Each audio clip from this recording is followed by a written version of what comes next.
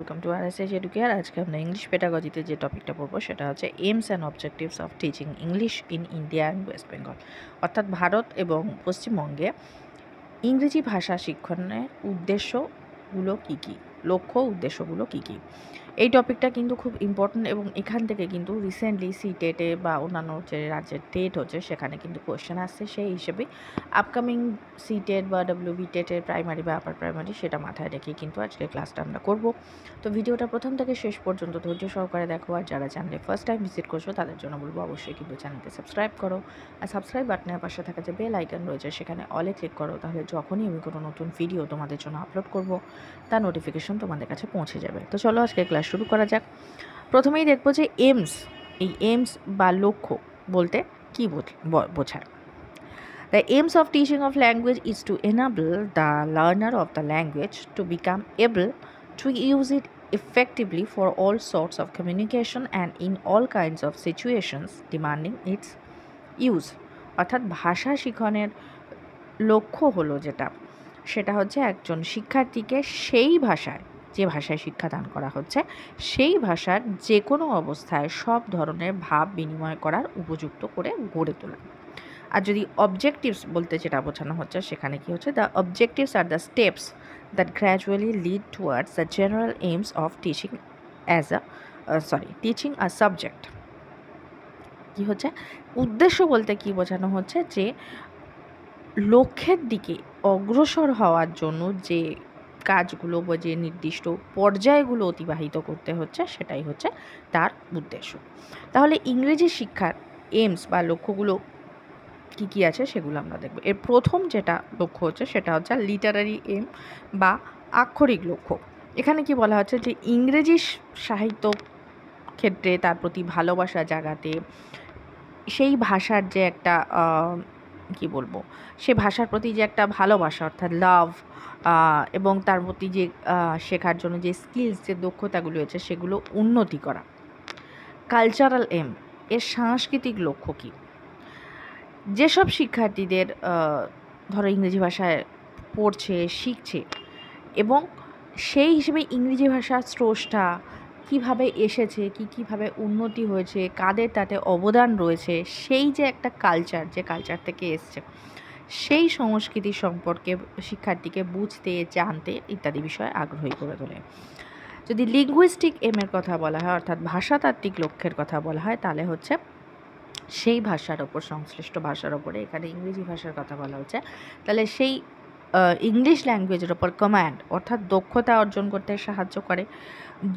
ভাষার যোগাযোগ স্থাপনকারী যে কার্যকারিতা সেগুলো হিসেবে কাজ করে। তাহলে লিঙ্গুইস্টিক এমের মধ্যে যে যোগাযোগ কার্যকারিতা সেখানে কী রয়েছে, তার মধ্যে রয়েছে আন্ডারস্ট্যান্ডিং ইংলিশ ওয়েন স্পোকেন, অর্থাৎ যখন বলা হচ্ছে সেই বলার জন্য যে বোঝা, একটা ভাষায় যখন কথা বলা হয় তাহলে তার সেই বোধগম্যতাটা থাকা খুব জরুরি, সেটা জানতে হচ্ছে। স্পিক ইংলিশ, ইংরেজি ভাষা, সেই ভাষাটা বুঝে তার বোধগম্যতা দখল করে বা সে তার উপরে সেই দক্ষতা এনে তারপরে সেটাকে ফ্লুয়েন্টলি বলা।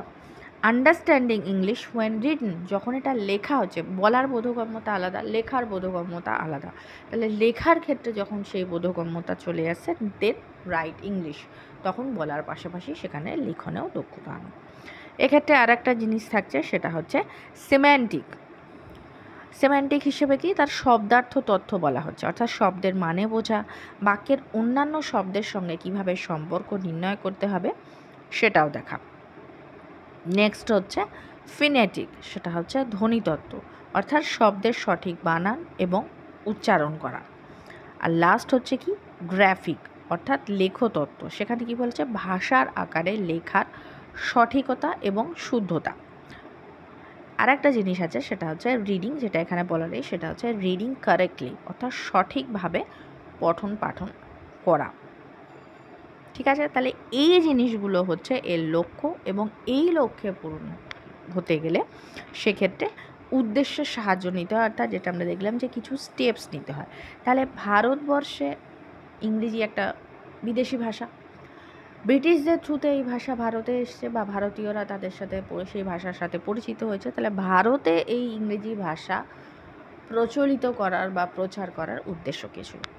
যেহেতু ব্রিটিশরা ইংলিশ ল্যাঙ্গুয়েজ ভারতে প্রচার করেছিল, তাহলে সেক্ষেত্রে ব্রিটিশ যুগে এর একরকম উদ্দেশ্য ছিল এবং স্বাধীনতার পরে কিন্তু ইংরেজি ভাষা ব্যবহারের উদ্দেশ্য আর এক রকম হয়েছিল। তাহলে প্রথমেই আমরা দেখব প্রি ইন্ডিপেন্ডেন্স বা ব্রিটিশ এরা বা স্বাধীনতার পূর্বে এর উদ্দেশ্য কী ছিল। প্রথম ছিল সেটা হচ্ছে revival and improvement of literature. মানে কি বলা হচ্ছে, অর্থাৎ যেটা বলা হচ্ছে সেটা হচ্ছে যে সাহিত্যের পুনরুজ্জীবন এবং উন্নয়ন, অর্থাৎ ভারতবর্ষে ব্রিটিশ সাহিত্যের উন্নতি করা এবং তাকে পুনরুজ্জীবিত করা। আর নেক্সট ছিল promotion of the knowledge of sciences, বিজ্ঞানের সম্প্রসারণ করা। পাশ্চাত্য শিক্ষার বিস্তারের জন্য যে একটা মাধ্যম দরকার ছিল, ব্রিটিশদের এখানে কিছু নির্দিষ্ট কর্মচারীর প্রয়োজন ছিল, সেখানে কমিউনিকেট করার প্রয়োজন ছিল, একটা গ্যাপ ছিল। সব জায়গায় তো আর ইন্টারপ্রিটারের ইউজ করা সম্ভব না, যদি মাস লেভেলে নেমে কাজ করতে হয়। তাহলে এখানে কিছু অল্প শিক্ষিত ইংরেজি ভাষী বা ইংরেজি বুঝতে পারে এরকম কিছু লোকের দরকার ছিল। সেখানে পাশ্চাত্য শিক্ষা প্রদানের দরকার ছিল, আর পাশ্চাত্য শিক্ষার মাধ্যম হিসেবে কাকে ইউজ করা হয়েছিল, ইংলিশ ল্যাঙ্গুয়েজকে। আফটার ইন্ডিপেন্ডেন্স, অর্থাৎ ভারত স্বাধীনতা হওয়ার পর থেকে ব্রিটিশরা চলে গেছে, তো তাদের সাথে সাথে তাদের ভাষাও চলে যাওয়া উচিত ছিল, কিন্তু সেটা বর্তমানে এখনও অস্তিত্ব রয়েছে। এবং কিন্তু ব্রিটিশদের ভারতে ইংরেজি প্রবর্তন করার যে উদ্দেশ্য ছিল, সেটা পরবর্তীকালে ভারতের স্বাধীনতার পরে সেই উদ্দেশ্য চেঞ্জ হয় এবং সেটা প্রথম দিকে কী ছিল, কমিউনিকেটিভ কম্পিটেন্স। কমিউনিটিভ কম্পিটেন্স বলতে কি বলা হচ্ছে, যে যোগাযোগের মাধ্যম হিসেবে ইংরেজি ভাষা ব্যবহারের ক্ষেত্রে সার্বিক দক্ষতা অর্জন করা। কারণ ইংলিশ ল্যাঙ্গুয়েজ এটা হচ্ছে একটা ইন্টারন্যাশনাল ল্যাঙ্গুয়েজ, সেখানে ইন্টারন্যাশনাল লেভেলে অর্থাৎ আন্তর্জাতিক ক্ষেত্রে কমিউনিকেট করা খুব ইজি যেতে পারে ইংলিশ ল্যাঙ্গুয়েজের ক্ষেত্রে। তাহলে এটা কিন্তু কমিউনিকেটিভ ল্যাঙ্গুয়েজ হিসেবে এর ব্যবহার হতে শুরু করে। ইমপ্রুভমেন্ট অফ ল্যাঙ্গুয়েজ স্কিল, শুধু তাই নয়, একটি সুন্দর সুষ্ঠু ভাষা হিসেবে তার সার্বিক দক্ষতা, সেই ভাষার সার্বিক দক্ষতা অর্জন করাও কিন্তু বর্তমানে এই ভাষা শিক্ষণের উদ্দেশ্য রয়ে গিয়েছে। এখানে কি বলা আছে, যেটা প্রথমেই বললাম যে এটা তো গেল সার্বিক ভারতবর্ষে।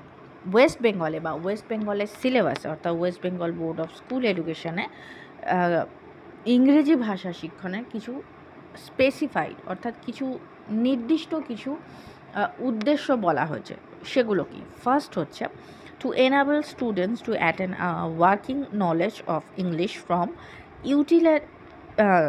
utilitarian point of view, অর্থাৎ উপযোগিতার দিক থেকে কাজ করার উপযুক্ত হিসেবে ইংরেজির জ্ঞান অর্জন করা। নেক্সট কি, to develop in the students the skill of communicating or expressing freely and correctly. তার মানে কি বলা যায়, সাধারণ বিষয়ের ওপর শিক্ষার্থীদের যোগাযোগের দক্ষতা এবং স্বাচ্ছন্দ্যে ও সঠিকভাবে কথা বলা। Next key, to enable the students express their ideas on ordinary topics of non-technical nature in simple and correct English, শুদ্ধ ও সহজ ইংরেজিতে যাতে শিক্ষার্থীরা খুব সাধারণভাবে বা সাধারণ বিষয়ে তাদের ধারণা ব্যক্ত করতে পারে বা বলতে পারে, সেই দিকে লক্ষ্য রাখা। আর লাস্ট কি, to generate in the peoples of love of the language and a desire to cultivate it at leisure of pleasure and profit.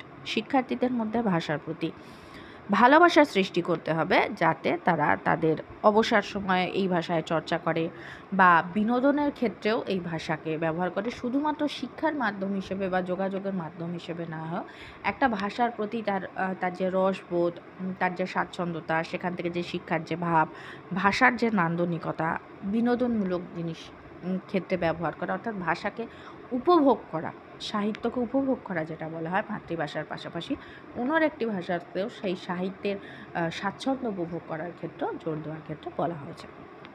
তাহলে আজকের ভিডিও এই পর্যন্তই।